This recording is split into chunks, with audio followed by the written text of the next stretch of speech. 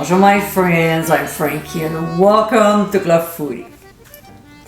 Everyone has something they like a lot and can never get enough.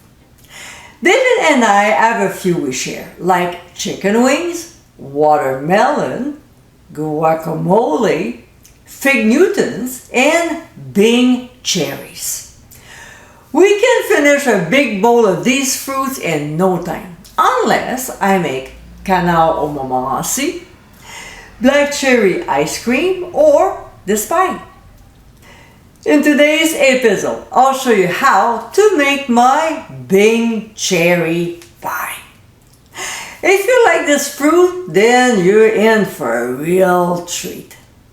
This dessert is amazingly delicious. Not too sweet, not too tart. This pie is perfect, and even more so with a big scoop of vanilla ice cream. So my friends, let's get cooking. After washing them and removing the stems, we'll pit the cherries. Here's the tool I use. It goes super fast, and when there's 5 cups to prep, this is what we need. When this step is done, we'll cut them in half and transfer them to a big bowl. It takes time, so play your favorite music. Now, we'll add some cherry brandy and gently stir to combine. If you don't want liqueur, use my cherry simple syrup instead, and the link is on the top right corner of your screen.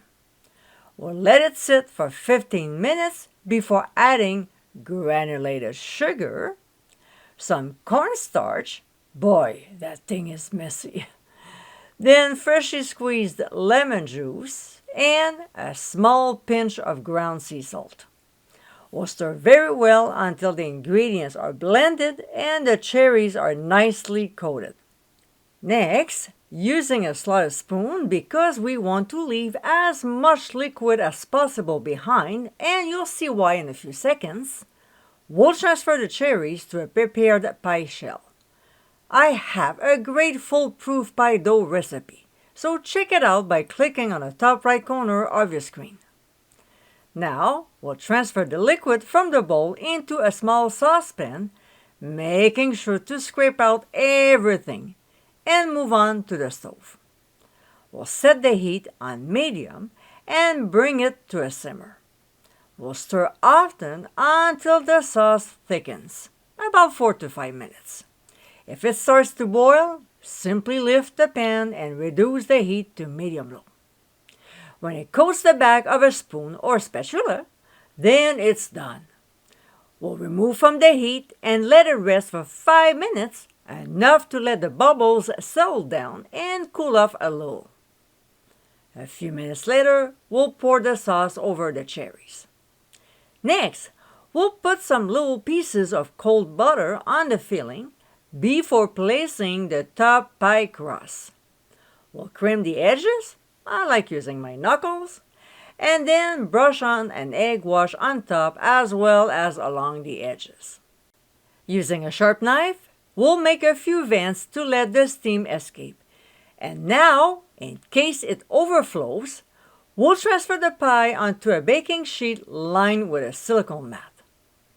Another thing we'll do is to place a crust shield to prevent it from burning. We'll transfer the pie to a 400-degree preheated oven and bake for 20 minutes at first, before decreasing the temperature to 375 degrees, and bake for an extra 30 minutes. When time is up, and it smells so lovely, we'll remove from the heat and transfer the pie to a wire rack to let it cool off for a good 15 minutes before serving. And my friends, this is our Bing cherry pie. If you love this fruit, then this dessert will certainly be one of your favorites. Dark, decadent, and absolutely delicious, this is a cherry pie that can't be beat.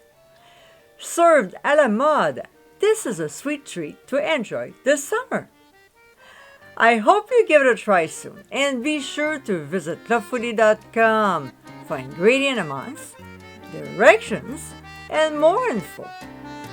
Until next time, my friends, bon appétit.